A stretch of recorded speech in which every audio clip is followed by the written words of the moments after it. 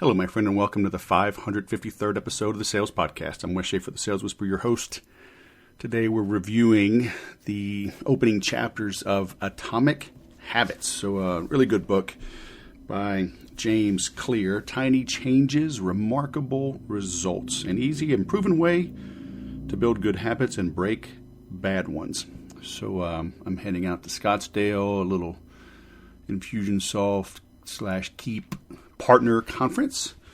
So I won't go too long, but I wanted to cover this. It is a great book. It's got some great advice, some great tips, and even the beginning, a couple of chapters that I'll cover, I think will set you on the right trajectory, which is actually something he talks about, how having the right trajectory is super important, probably more important than the actual little achievements that you're making.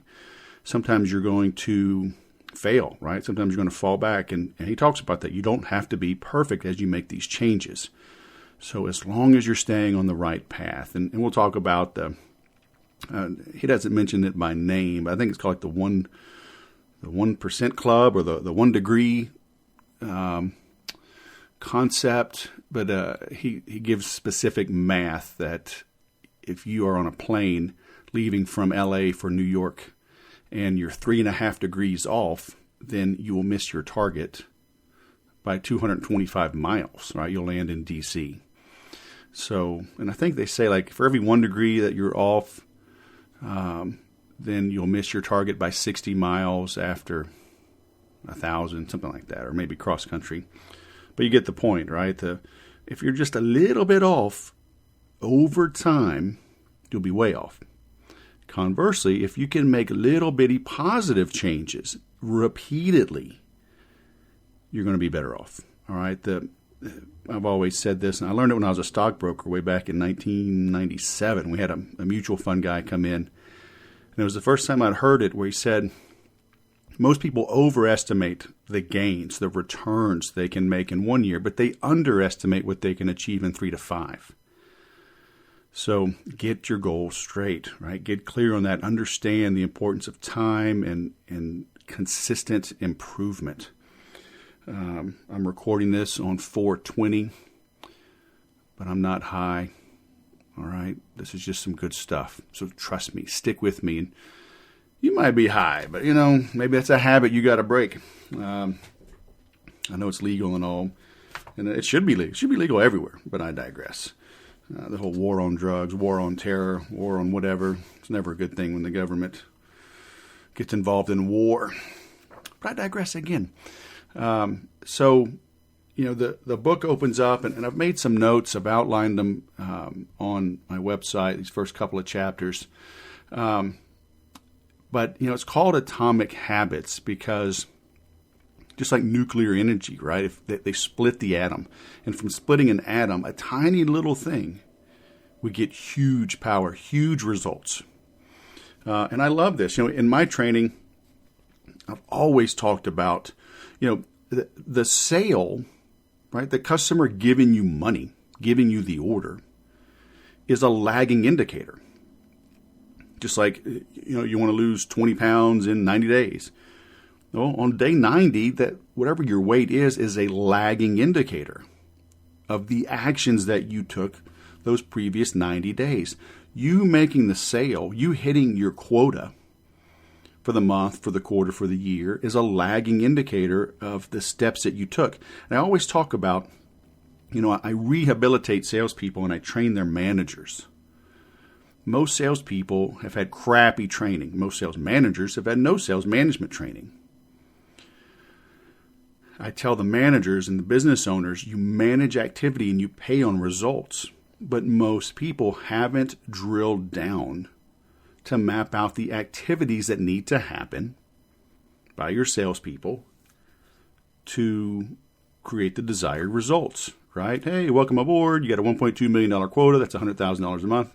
Here's the phone. Here's your computer. Go get them, Tiger. What do?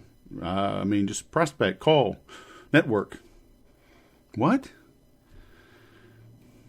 You've got to map out the activities. Manage activities, pay on results. That's ultimately what James gets to in this book. I think it was Einstein, he said compounding interest is the eighth wonder of the world. Same thing here, compounding habits, small little changes. I don't get into it on the website because it's much later in the book. But he gave an example when Pat Riley got to the Lakers, and I think it was in '86. But he talked about tracking a lot of metrics to have your the cumulative best year or something. I can flip through it, but the idea was don't just focus on say score more points, get more rebounds. He created an aggregate, just like a batting average, right? Like .999. You'll never bat 1,000 if you take very many at bats, right? You could be batting 1,000 for 2, 3, maybe 5 at bats, but eventually you're going to not get a hit. But he would take everything positive: points, assists, steals, rebounds. And then he would subtract things like turnovers, okay? And then he would divide it by the minutes played. And so you'd get a 3-figure, to the decimal result. And so now, like the example I use in my training, because we talked about this in the Monday calls, talked about this when, like let's say Dennis Rodman, back in the day, he wasn't a big point scorer. He was great on defense. Lots of rebounds. So if you just look at points, then you might say, oh, this guy, he's no good, right? He's not a valuable contributor to the team. But when you come up and measure the right things for the right people in the right way, boom, now you know what you can work on. Now any small improvement, if he plays 1 minute less and creates the exact same results, then his stats go up. Okay, so look at everything that you're doing. I've got a free sales calculator on my website. Okay, just go to thesaleswhisperer.com and you can go down to the footer and click on sales calculator. It's on the bottom right.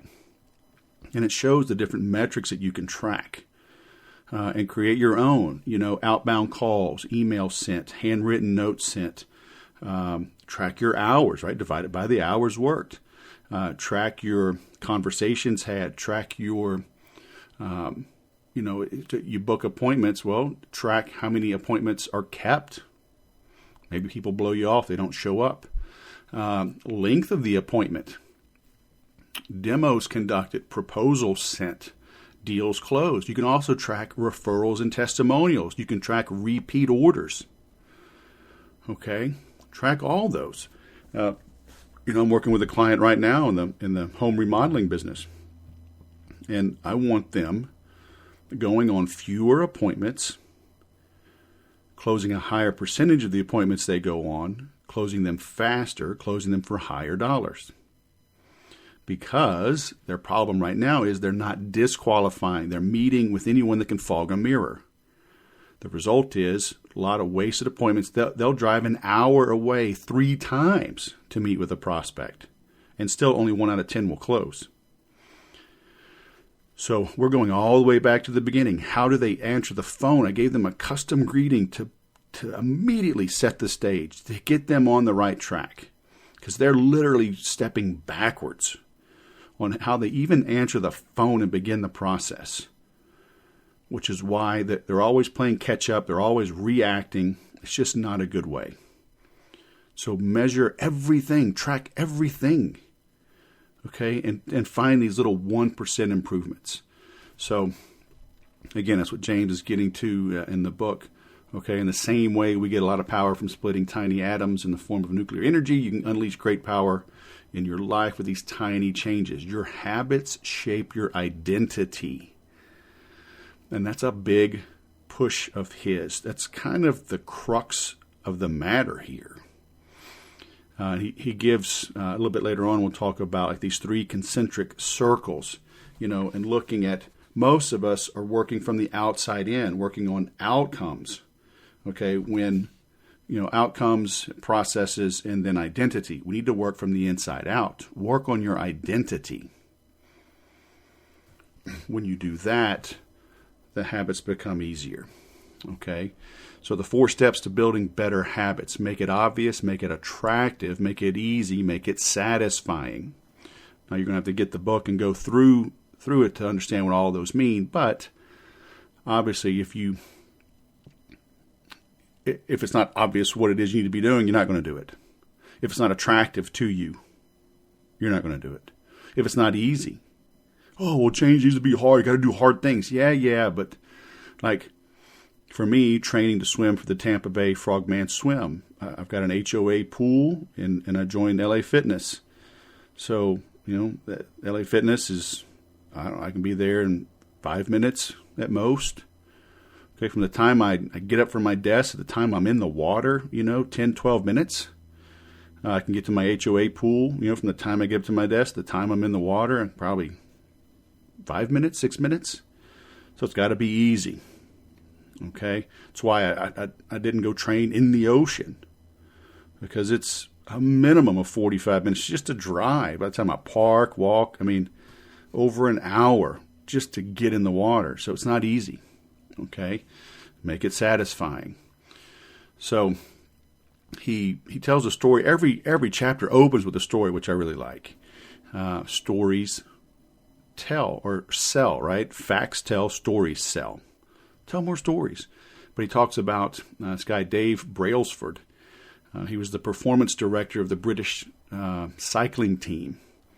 And Great Britain just sucked back in the day. And this guy got in and made them champions. But he called it the aggregation of marginal gains. He left no stone unturned, looked at everything. And you know what? Sometimes it's hard to do that. Sometimes we're just too close. We can't see the forest for the trees. I've always said you can't read the label from inside the bottle. So get a neutral third party to come look and see what it is that you're doing and help you figure these things out. Okay, but look up Dave Brailsford, the aggregation of marginal gains. He says massive success does not always require massive action. I've always said that selling is a zero-sum game. If you are 1% worse than your competition, you lose 100% of the sale. You lose 100% of the commission. You look at golf tournaments like the Masters, these guys will, the winner will shoot 5 under, maybe 10 under. Okay, so you got a par 72. Okay, so over 4 rounds, if you shot par, it's 288. So the winner maybe shoots 278. Okay, the second place guy shoots 279. So what's 1 divided by 278? 0.004.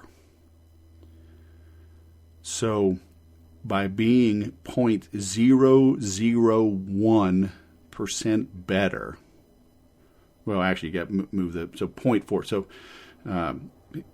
he was 0.4% better over 4 days. So by being 0.1% better on Thursday, Friday, Saturday, and Sunday, the winner gets like 80% more money, gets 100% of the trophy, and gets 100% of his name going down in history. Okay, by being 0.1% better per day over 4 days. So massive success does not always require massive action. So that means, hitting 1 more green per 18 holes, sinking 1 more 10-foot putt every 18 holes, avoiding 1 bunker every 18 holes, hitting 1 more fairway each day over 4 days. So, boom, massive success from little action. Okay? Over time, a tiny improvement can make a huge difference. Habit improvements compound like money compounds with interest, like I already said with Einstein. Be patient, be disciplined. Don't slide back into your old routines and habits. Okay? Your success is the product of daily habits. Like I say with salespeople, manage activity, pay on results. If you want to lose weight, track everything that you eat, every meal of every day. I've talked about it endlessly with jiu-jitsu. We warm up the same. Jog around the room, go sideways, warm up the hips, facing in, facing out. Then we'll do 1, 2, 3, 1, 2, 3, high knees, touch your heels. Okay, roll your shoulders forward, roll your shoulders backwards, blah, blah, blah, boom. All right, shrimp. So we, do this certain little move, like kind of like an inchworm on its side. Boom, boom, boom, all the way down. Get up, do it again. Usually we do it twice, and we'll do forward rolls, and we'll do these arm drag movements. Sometimes we'll roll backwards. Then boom, a lot of ab work, maybe some push-ups, maybe some jumping jacks. Then we'll stretch. Then we get into the training. Then we spar. I've done that thing 5 to 6 times a day since January 27th, 2017. My instructor, he's done it like that for, 35 years. He's a world champion, so I'm going to follow his recommendation. Okay? So success is the product of daily habits. Be more concerned with your trajectory than your results. I've had a lot of plateaus. We'll talk about that here in just a second. He calls it the plateau of latent potential. I've had some plateaus in my training. We've all had it. I've had plateaus in my own businesses. I've had plateaus, back in the day, weightlifting. Get this sticking point. I remember, the first time I bench pressed 225, in high school, and you get stuck. And it's not like you go from, 215 to 225. You like blow through it. You get like 235, 245, some big jump across. And then that 225 is never an issue again until you get to be about 50 and you're sore and stiff and you do jiu-jitsu. But I digress. So, be more concerned with your trajectory than your results. Your outcomes are lagging indicators of your efforts. You get what you repeat. Good habits turn time into your ally. All right? It talks about the positive and negative compounding habits. You can be productive or you can be stressed out. Both of those compound. You can be knowledgeable, smart, educated, or fill your head with negative thinking, self-doubt. You can form relationships, or you can run around full of rage and outrage. Let me know how that works out for you. Okay, breakthrough moments come after long, focused periods of invisible work. Like I was saying with a bench press or a squat, or you finally figure out a move in jiu-jitsu, and you get a guy that's always been a nemesis. Now you're tapping him out. But he mentions bamboo, that story of you don't see it, and boom, like it grows like 60 feet in a week or something crazy. Talks about cancer. A friend of mine just died a few months ago. He had a lot of pain in his hip. He goes to see the doctor, and they're like, holy smokes, it was just all over his body. Despite treatment, it was too far gone. But that cancer grew and grew and grew invisible. And then he had pain. He ignored the pain for a while, and it got worse and worse and worse. The same thing with business wins. Okay, so he calls it that plateau of latent potential. Change can take years before it happens all at once. Oh yeah, overnight success. Like, yeah, whatever, dude. Mastery requires patience. Most of us don't have patience. We want to take a pill and get immediate gratification. Let me know how that's working out for you. People call you that overnight success, but they're not around. They don't see us in that valley of disappointment, he calls it. In jiu-jitsu, when I'm losing to the guys I shouldn't be losing to. I remember early on I was rolling with this guy, Pavel, Russian. A lot younger than me, a lot smaller than me. But man, he would tear my butt up. We both started almost the same time, so it wasn't a training thing. It just clicked for him. And jiu-jitsu has always been hard for me. I don't see the moves. It just takes me still longer to see the opportunities. And then one time I almost had him and I couldn't finish. And I was so frustrated. And I asked the guy, he's like, oh yeah, your arm's in the wrong place. Oh my gosh. This morning we worked on that submission, certain hold. And it's been 5 years, and I've always remembered it now. So, and then once these certain few little things clicked and my attitude changed, honestly, I got more aggressive and more confident with them. And then because we had the same experience and I was bigger, him being younger is a benefit, me being bigger is a benefit. So they kind of offset each other. Then it just came down to attitude, right? And then I was fine. But you go through these valleys of disappointment. Are you willing to stick it out? That's why a lot of big guys don't stick it out in jiu-jitsu, because they're used to winning. They're used to pushing guys around the football field, pushing them around on the basketball court, pushing them around in the weight room. But little guys beat big guys all the time in jiu-jitsu, and it's humbling. And most guys don't like that humble pie. That valley of disappointment is too deep, too dark, too lonely. So they quit. He says the results of our efforts are often delayed. Yeah, no kidding. So all big things come from small beginnings. Yep. Breaking a bad habit is like uprooting a powerful oak tree. Building a good habit is like nurturing a delicate rose, one day at a time. Amen. So he says, forget about goals, focus on your systems. My website, I've always had process before login. So, the saleswhisper.com/PBL, process before login. What are your processes? Don't start tweaking software, testing software, doing demos. The software's not going to save you.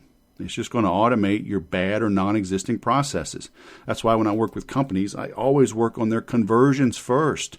If you can't convert your existing traffic, if you haven't optimized and maximized that, then spending money on marketing to send people, like imagine my current client, if I got them 2x or 10x more traffic and they're still only closing 10% of their deals, they would just be overwhelmed. They're already overwhelmed with their current staff. We've got to improve their conversions first. There's 10 different things we've got to address to make that happen. Okay? So forget about the goals, work on the systems and the processes. The results will take care of themselves. I talk about the number one job of a salesperson. It is not to close sales. It's to do the work. It's to prospect. It's that important. Okay? Goals define the results you want. Systems are the steps you take to get those results. The only way to win is to get better every day. He talks about Bill Walsh. He was the coach of the 49ers back in the day. Joe Montana, Jerry Rice, winning all these Super Bowls. And he says the score takes care of itself, assuming you've done the work to prepare. So he was a disciplined guy. Bill Belichick, Nick Saban, disciplined guys. They'll script their practices down to 5-minute increments. Boom, boom, boom. Let's go, let's go, let's go. You do all the right things. You eat the right things. Boom. The weight, the scale will take care of itself. Do the right prospecting things. The sales, hit your quotas. It'll take care of itself. Goals are good for setting direction. Systems are best for making progress. Winners and losers have the same goals.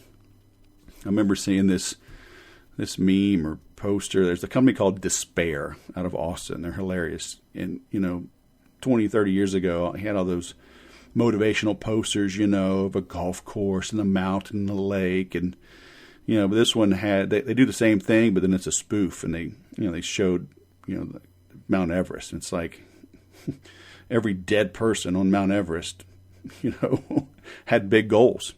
They were overachievers until that moment. So winners and losers have the same goals. And he talks about goal setting suffers from survivorship bias.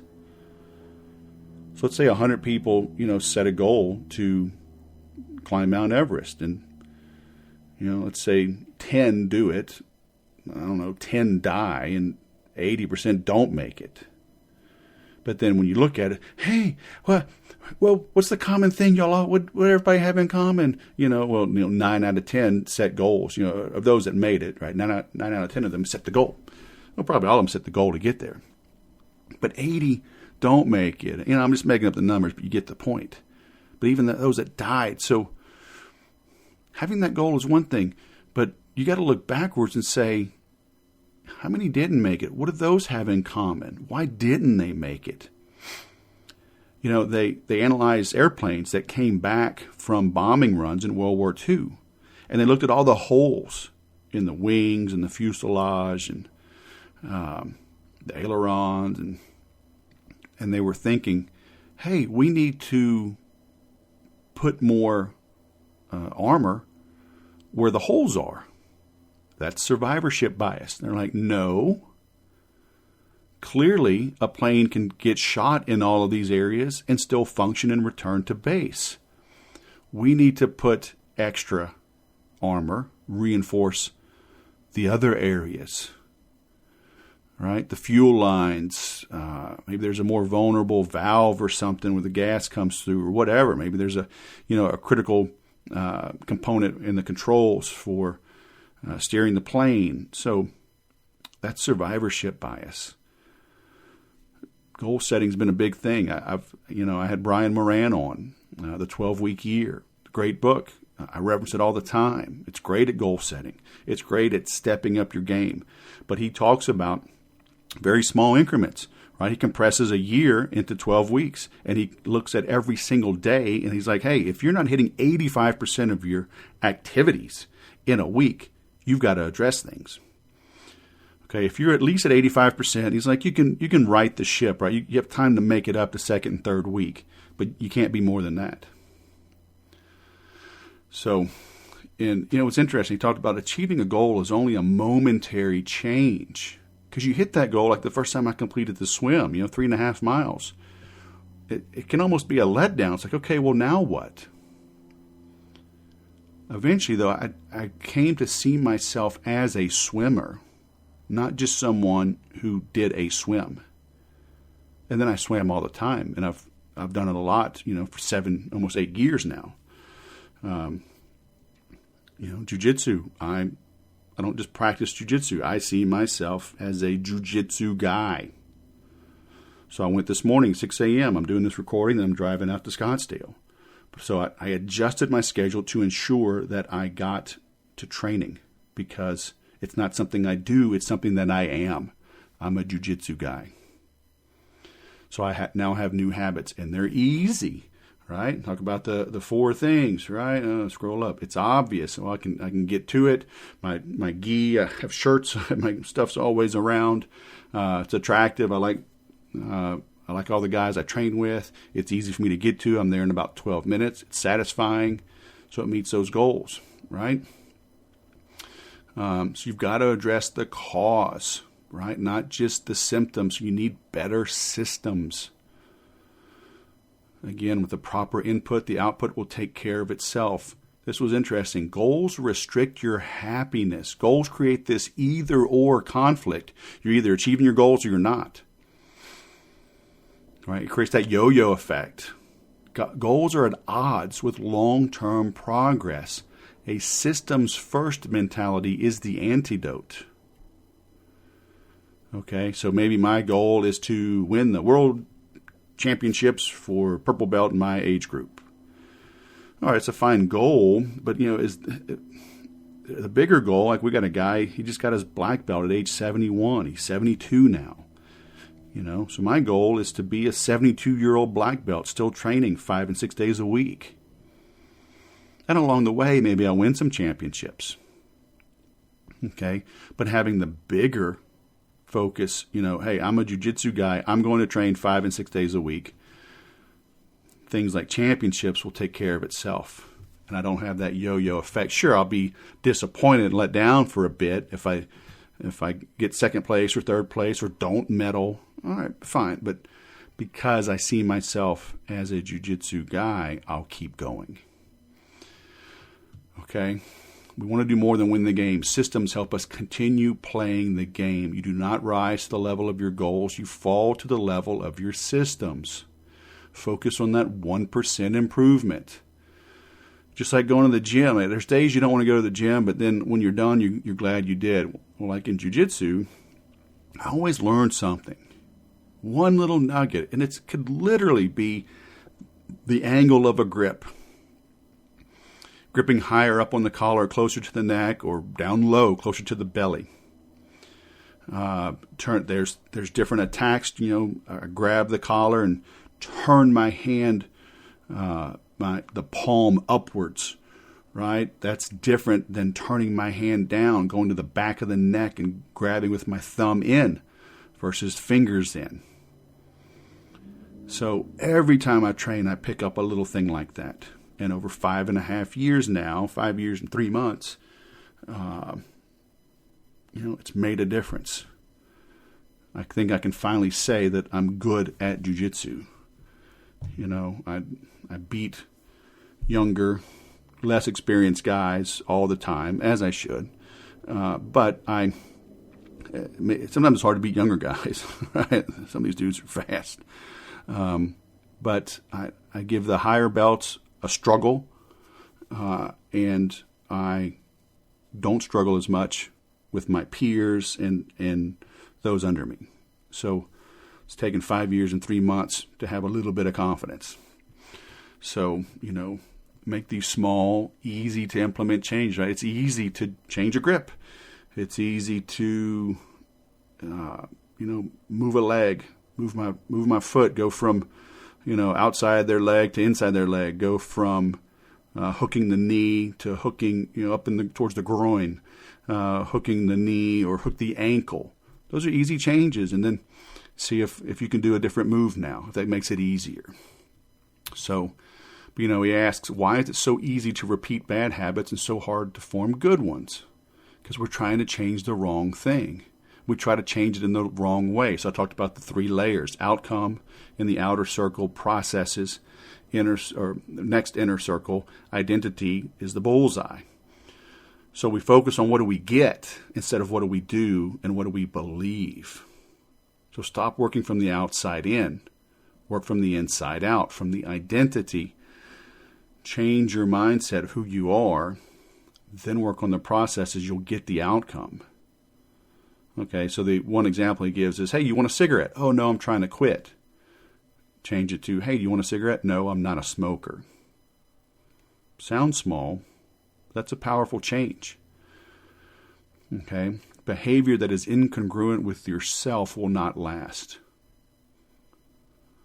The ultimate form of intrinsic motivation is when a habit becomes part of your identity. I flew down to Buenos Aires in May of 2017 to see my son. He was studying there.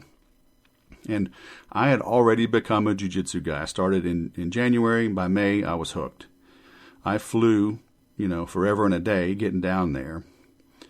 And we went and trained that night. I found a school close to him. They welcomed us.